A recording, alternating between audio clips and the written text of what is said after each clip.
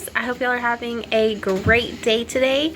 It's been a while since I have recorded any videos, and that is just because life gets a bit busy after we start school back up.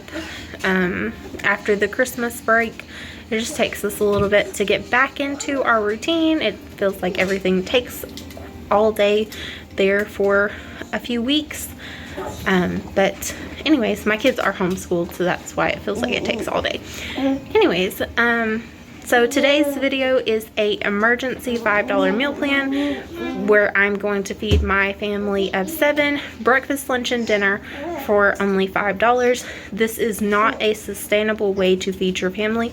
If you are in need of food and struggling, please go to 211.org or call 211 if you live in the United States or in Canada, and they will give you a full list of resources available to you in your area.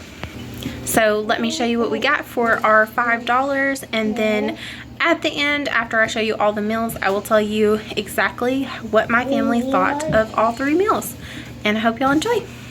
Here is everything we are working with for one day. I did spend about $5 on everything. Well, I would have. I'm using Walmart prices. However, I do buy my rice in bulk, and I already had several bags of black beans on hand, and these ones came from the Dollar Tree. So currently at my Walmart, black beans are $1.48 versus these are $1.25. So that would actually make it under $5. And also, buying rice in bulk saves you per pound. It's about 50 cents per pound if you buy it in the 20-pound bags versus 88 cents a pound from Walmart if you just get a 1-pound bag. But anyways, so we've got a loaf of white bread. This is currently partially frozen because I didn't want my family to open it before I could do the challenge, but we did have plenty of other bread in the fridge. We still do. But anyways, it was $1.32. The 1-pound bag of carrots was 98 cents. I did get fresher bananas just to see about how much bananas we could get, because we could get 4/5 of a pound and stay within the $5 budget. But I'm just using these older bananas because what we're going to be using them for, it'll work out better anyways. But fresh bananas that are still really yellow will be just as good. I'm just going to use these. That way it uses them up. And then, of course, we talked about the black beans. They would have been $1.48.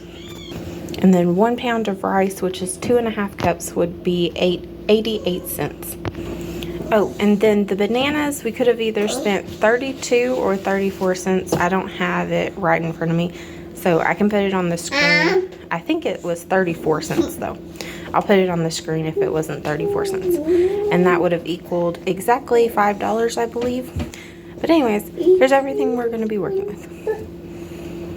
So we're going to start off with toasting 10 pieces of bread.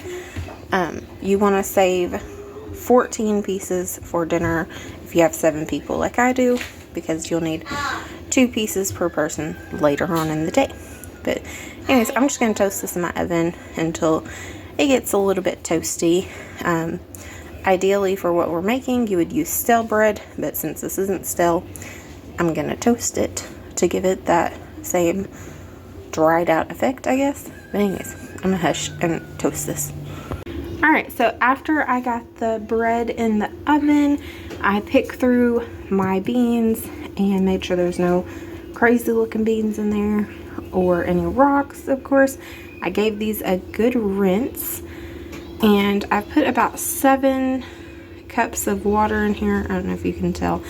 I just used the Instant Pot measurement, which isn't highly accurate, but it doesn't have to be precise. You just want to make sure there's plenty enough water to cover all of your beans by, I think, 2 inches is what normally it says. If you don't have an Instant Pot, you can do them in a slow cooker on the stove top. I think you can even do them in the oven. I've never done that, but I'm sure it's possible. They just need water and heat to cook. But in the Instant Pot, I'm gonna let these go for about 30 minutes, and I want them to naturally release for a little while. That's why I'm starting them with breakfast. All right, so now we're gonna make a mixture. We are making French toast for breakfast, and I couldn't justify making a French toast on this challenge with eggs, so I found one that you don't need eggs for. So we're gonna take one of our bananas. We're gonna save one for here in a minute, and we're gonna sprinkle some cinnamon. If you don't have cinnamon, it's fine. You don't even need to add sugar to this. If your bananas aren't as ripe as mine, you may wish to if you want it extra sweet. But I'm also going to add 3/4 of a cup of milk, which is 3 of these super cute heart measuring cups. This one is the 1/4 cup. I found these at the Dollar Tree. Super cute. Alright, there is the milk in, and of course, if you don't have milk, I would try substituting with maybe some cold water. Maybe not as much of it, because water isn't quite as thick as milk, but I am using milk that we already have on hand. I know that's not entirely fair because milk isn't necessarily something that everyone always has on hand, but we do have toddlers, so we try to always keep milk on hand. But anyways, I'm going to blend this up until it's really smooth. And of course, if you have a blender, you can do this in a blender. It would probably work better. I don't. I have a food processor. You can also do this in a bowl with a fork, is what the original recipe says. And I am going to link the original recipe in the description because I'm not doing it exactly how it says to. Alright, so now we're ready to make our French toast. I've taken 7 of the toast pieces. I've left 3 of them in the oven so they can finish drying out completely because we're going to use those later. But each person's going to get 1 piece of French toast, and this mixture is quite thin. Those little specks you see in there are the cinnamon. They didn't fully dissolve, but anyways, so we're just going to dip this in here, and then I've got my pan over here. It's super hot. I've got to add some oil to it. You can use butter or oil, or both even. I'm just going to use oil because it's more affordable, and I think it's probably something that more people are likely to have on hand already. But yeah, so we're just going to quickly dip these, and then after they get a quick dip, we're going to put them in our pan. And I have no idea how this can work out, but I will continue doing this to all 7, and I'll show you in a minute. Here is my plate. Now that it's all done, I've topped it with a few banana slices from the other banana. I know it's not like a substantial amount of banana, but it helps it look super pretty. And then I've topped it with some pancake syrup. We happen to have pancake syrup on hand, but I do frequently make us some syrup just out of boiling equal parts brown sugar and water on the stove. You can add less water if you want like a super thick syrup. It will thicken in the refrigerator as it cools, but if you want to use it fresh, it is pretty thin. But my family doesn't mind it, so that's how I do it. So if I needed to, I could do that because we do have brown sugar on hand. Or, you know, it's good by itself too, I imagine. I have not tasted it. Like I said, this was my first time making these. So one thing that I can tell you is you definitely want the soak for the French toast to be super quick. Like, you want it to be as quick as possible. Just flip, get her in the pan. And you want your pan to not have a lot of oil in it. You want it to be just a very thin coating, about medium to medium high heat, and you know, let it sit on one side until, you know, that side feels crispy, and then flip it on the other one. I definitely am glad that I toasted the bread. It is not like your typical French toast in cooking, but if you're in a pinch and you don't have any eggs, I think it's still going to be super delicious. It looks really good. And yeah, I'll let you know how it tastes here in a little bit. Alright, so I finished cooking my beans, and in here is about 4 cups of beans, almost, or roughly. And then over in this bowl, there is about 3 cups of beans, and I'm going to put a lid on these and save them for dinner. And then these are the ones we're going to use for lunch. And then over here on my stovetop, here we have the 2.5 cups of rice, and it is now at a boil. So I'm going to put the lid on and turn the heat down to a medium. Once 10 minutes are up, so I'm going to set a timer for 10 minutes. Once those 10 minutes are up, I'm going to turn the heat off. I need to clean my stovetop. But I'm going to turn the heat off and let it go for another 10 minutes, which I've showed y'all that plenty of times. So anyways, we'll have perfectly cooked rice for our lunch. Alright, so with the lunch, so I took the black beans that I just showed y'all, and like I said, I did get rid of the broth that it cooked in, so the bean broth, which is fine. I mean, you can keep it if you want to. I just didn't want to. So I added more water back in, and I've now also added in a couple teaspoons of this tomato chicken bouillon and a couple teaspoons of this beef bouillon. And I also, since I have it, I added in a little bit of lime juice. I always keep lime or lemon or both juices on hand. And then I added a little bit of salt, and while my rice finishes cooking, it's got about 10 more minutes now. That was the first timer.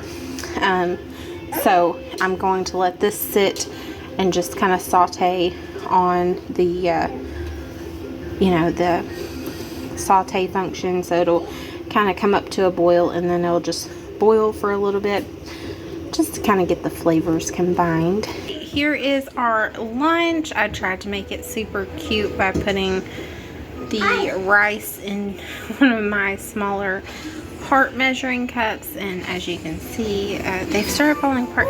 That's okay though. So we've got some beans at the bottom, and then of course the broth.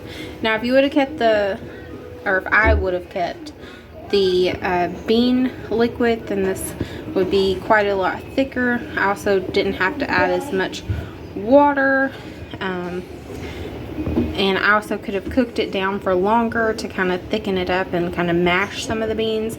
I didn't really want to do that. I like brothy soup sometimes, and so does the rest of my family. So that's what we're gonna have, and of course we're gonna mix this up. And you can add any toppings that you have in your fridge. Maybe you've got like some shaky cheese or Parmesan cheese. Maybe you've got some hot sauce. I'm gonna add some Louisiana hot sauce, definitely, because I know that's gonna be really delicious. The first thing I'm gonna do to get started with dinner is I'm going to chop up my carrots. I am just going to chop the ends off. I will not be peeling these. You can peel them, but there are a ton of nutrients and vitamins, all that good stuff in the peel. Therefore, I'm just gonna wash them up real good and leave it on. And I'm going to put these on a sheet tray and toss them in a little oil, salt, and pepper. So this is what 1 pound of carrots looks like after, you know, they're chopped up. And this is another reason that I didn't peel them, is because it would take away from this amount, I feel like, because then you'd have like smaller pieces. But anywho, I'm going to roast these at 375 for as long as it takes to get them soft. And I just did oil and salt, no pepper. So now that I have my carrots going in the oven, I'm putting those 3 pieces of toast left over from this morning that I told y'all that we were saving, and I'm going to blend them into breadcrumbs. And there they are. It just took a couple of minutes. Well, honestly, probably not even a full minute. And we have breadcrumbs. Presto.